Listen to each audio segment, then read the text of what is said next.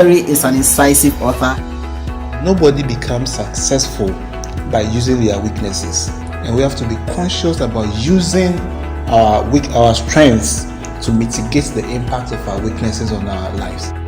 Leadership is a sense, it's a certain mindset, it's a certain understanding, a certain paradigm that you have, which translates into influence, into making an impact, into having a positive impact on the lives of other people. Terry is a terrific writer.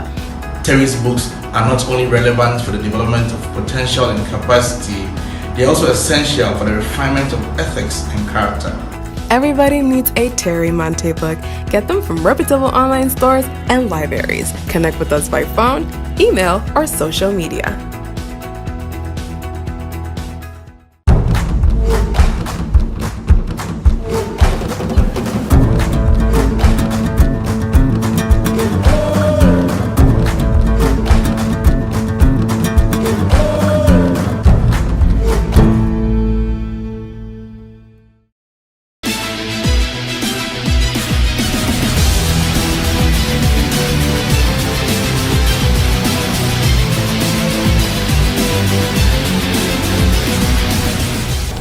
A victim is someone who is at the receiving end of an unfavorable occurrence or action. At some point in our lives, everybody will become a victim of something or someone. Nobody goes through life without ever tasting the victim's wine. However, we don't have to remain victims all our lives. Today, I want to tell you to refuse to be a victim. In John chapter 5, there's a story of a man at the pool of Bethesda. The pool of Bethesda was a place where many sick people gathered, expecting that they would be healed. The belief around the method for the healing was that at certain points during the day or at certain points in time, an angel usually comes and he comes to stir the water in the pool. And when the water is stirred, the first person who is able to jump into the pool receives their healing. There was this particular man who had been at the pool for 38 good years of his life. I don't know how old he was when he got there, whether he was put there at birth or he got there at a certain point. So this man will probably be more than 38, but he'd spent a greater part of his adult life there, waiting to be healed. One day, Jesus came to the pool of Bethesda and went straight to this man and asked him a question and asked, "Do you want to be made well?" The man responded and said, "I have no one to help me. Anytime I want to get into the pool, somebody steps ahead of me and jumps in. So I miss the moment or the opportunity to be healed." The answer he gave did not correspond with the question Jesus asked. Do you want to be made well? It's a simple answer you give, yes or no. But instead of that, he went on blaming other people. Normally, people who have the victim's mindset have a sense of helplessness, they have a sense of disappointment, they have a sense of always blaming people, and then they always like to defend. They are always defensive. They don't take responsibility for anything. And in this new year, I want to encourage all of us to first of all deal with the sense of helplessness. People who have the victim's mentality are characterized by a sense of helplessness. They do not think that they can do anything about their predicament. They resign themselves to forces outside their control. Yes, things do not always go the way we expect. There are things we cannot control in our lives, but there is never a time when we cannot control anything at all. At every point in our lives, there are things we can control and there are other things we cannot control.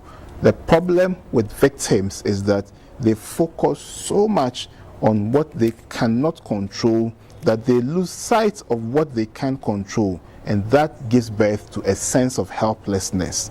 Victims believe that they cannot do anything about situations they don't like.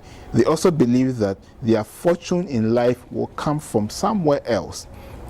A sense of helplessness puts us at the receiving end of the vagaries of the environment. The second thing we have to deal with if we are going to refuse to be victims of circumstances is to throw away the mentality of being overly defensive, defensiveness. A defensive person is one who holds out a shield to fend off attacks. Under normal circumstances, a shield is not used for offensive strokes. It is meant to be used as a defensive weapon. A shield is useful when an enemy launches an onslaught on you. It is in the moment of attack that you draw your shield. Victims hold their shield in very high esteem because they always believe that there is someone or something ready to pounce on them. Instead of arming themselves with a sword of faith, knowledge, and hard work, they hold on to the shield of complaints and excuses.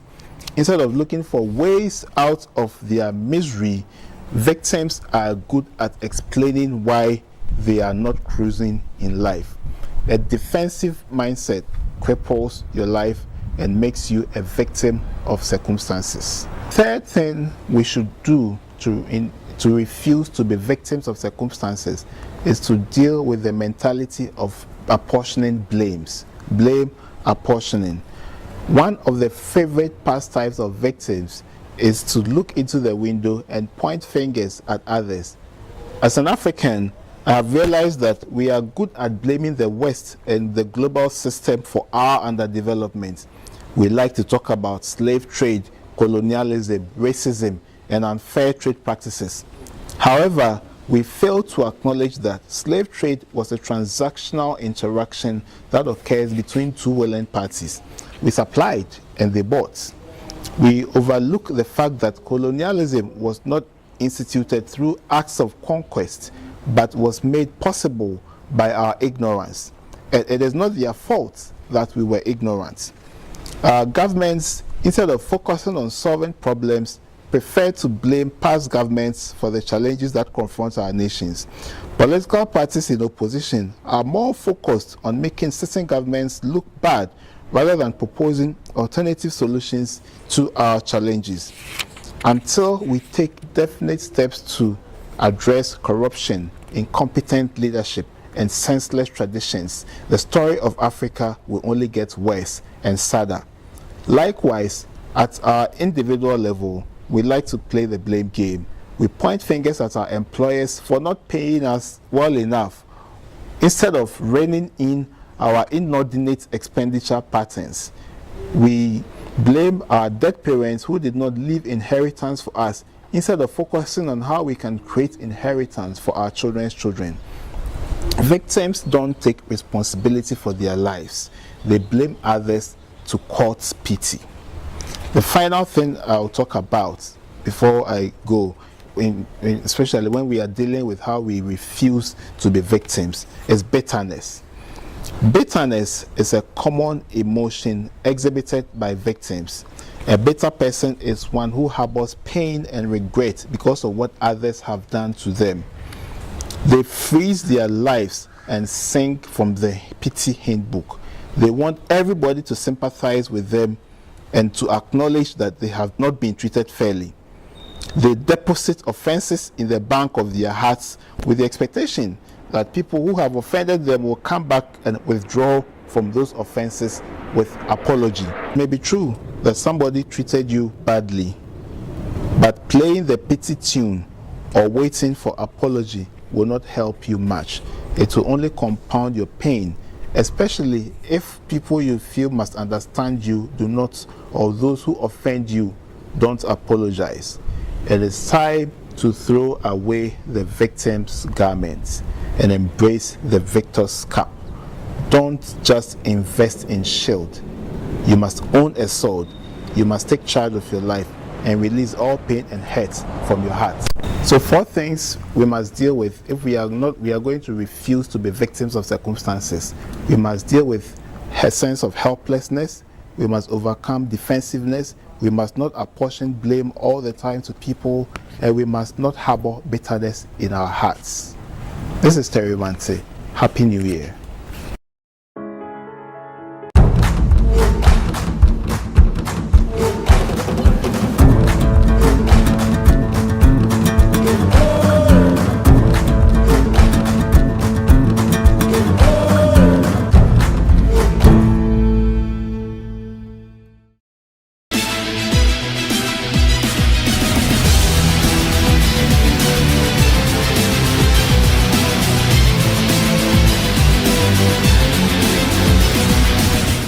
is empowerment for the new year.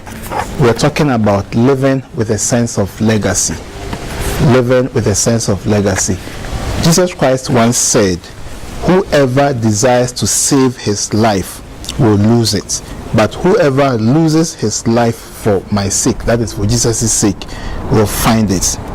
In other words, Jesus was saying that if you put your life in safety mode, you will be in danger. But if you are prepared to bear calculated risks, then your life will be preserved in the face of danger. Each of us must necessarily bear some risks to make the world a better place. So when Jesus talks about losing your life, what he is saying is that you can't keep to yourself and have a meaningful life. If you want your life to be valuable, you've got to let something flow out of your life. You have to let something reach out of your life to touch the society you live in. You must let your family get a taste of you. You must offer yourself in service of your country. That is how you make your life valuable. To be able to lose your life, you first of all have to see yourself as an original being. You are not a photocopy of another person. There is a unique space you must occupy on earth. It's a space that only you can fill. It is your ability to fill that space which defines your essence as a person. Don't just wander on earth without the concept of originality. You must know for sure that you are original, you are authentic, and that there is a reserved seat for you on earth. Further, or secondly, you must also see yourself as a solution bearer. If you are going to lose yourself, if you are going to let things flow out of you, you must see yourself as a solution bearer. You have to make a deliberate decision that you are going to be part of the things that move our society forward, the things that move our continent forward. When you see a problem in any situation, don't just describe the problem and move on. Attempt to provide a solution. Attempt to prescribe a solution. If you don't have an immediate solution, take time to think and research it in order to obtain a solution. And number 3, to lose your life or to lose yourself, you also have to be able to learn to use your abilities. Everybody can do something. So you just have to focus on what you can do to make the world a better place and do it. Your abilities can make you a global impact person. And Jesus said that when you do these things, when you lose your life in this manner for things that are worthy, he says, for my cause, for my sake. So it means that you don't just lose your life on anything, but things that are important. There are some benefit. There is a benefit. He says that if you do that, then you are going to save your life. If you want your life to be preserved, if you want to build a legacy that never dies, that endures, this is how you do it. If you commit to making the world a better place, you are not going to die. You are going to live forever. Your legacy will live forever. You may die physically, but your memory will be in the hearts of posterity. Think of people like Martin Luther King, Mother Teresa, Princess Diana, Kwame Nkrumah, Alfred Nobel, and of course Jesus Christ himself. These people show us that the best way to preserve your life, to keep your life alive, is to lose it. Don't only focus on what you can get out of life. Be driven by what you can give. Don't be solely motivated by success. Let significance be your motivational factor. Don't be too salary conscious, be value conscious. Follow the advice from Albert Einstein. Strive not to be a success, but rather be of value. Unquote. Success expires, value endures. Value creates legacy. Your legacy is your testament. It will speak on your behalf even when you are dead. This is Terry Mante. See you next time.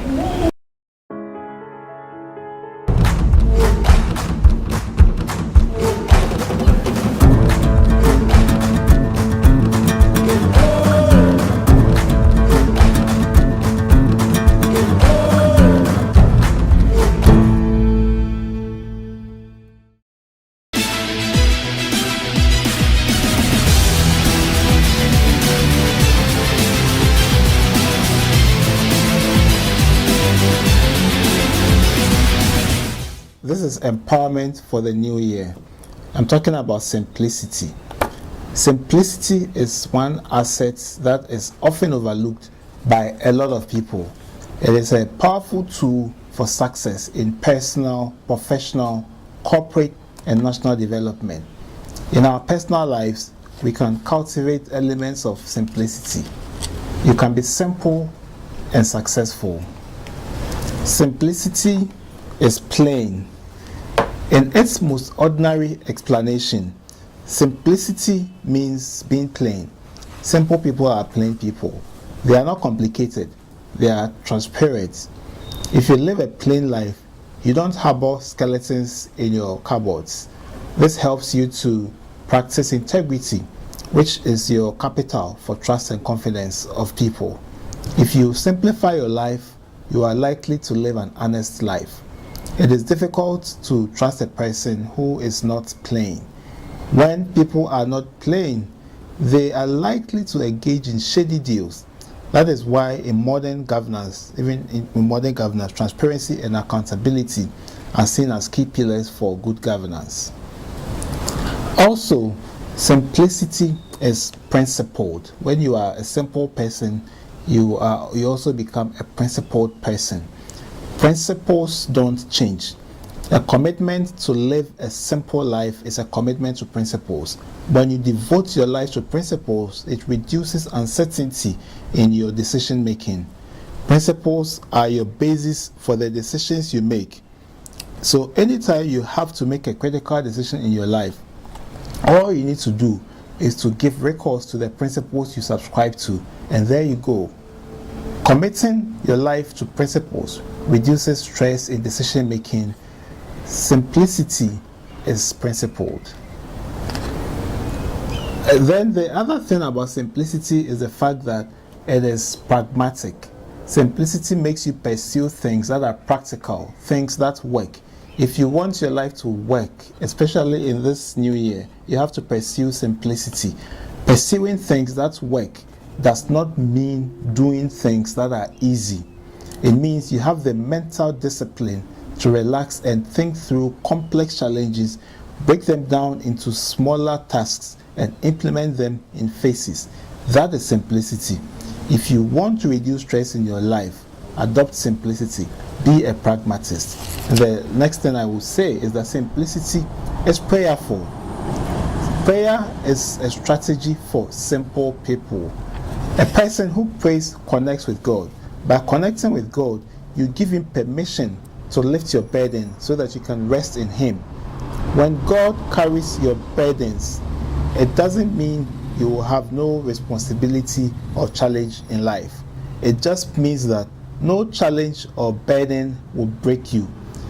In the weak spots of your life, God will take over. A simple life is one that is not complicated by unnecessary overweight cargo. So I've said that simplicity is plain, simplicity is principled, simplicity is pragmatic, simplicity is prayerful. But make no mistake, simplicity is not being simplistic. Simplicity is not the same as being simplistic. While a simplistic person avoids complexities, a simple person weaves through complexities. The simplistic person is lazy, but the simple is diligent. If you are simple, you face complex challenges, seek understanding, and pursue solutions that make the issues clearer. Simplistic people are naive. They make decisions without contemplating other options. Simple people make decisions that work after they have considered other options available to them. Surely, simplicity is not simplistic. Let me quote something that E.F. Schumacher said. Any intelligent fool can make things bigger, more complex, and more violent. It takes a touch of genius and a lot of courage to move in the opposite direction. Unquote. Leonardo da Vinci also says, simplicity is ultimate sophistication. This is Terry Mante. See you next time. Once you love to read, you will be free forever. Terry Mante is a great person to get content and deep revelation with both biblical insight and socio-economic thought. Terry is someone who is very dedicated and committed. Terry is an incisive author. Nobody becomes successful by using their weaknesses. and we have to be conscious about using our strengths to mitigate the impact of our weaknesses on our lives. Leadership is a sense, it's a certain mindset, it's a certain understanding, a certain paradigm that you have, which translates into influence, into making an impact, into having a positive impact on the lives of other people. Terry is a terrific writer.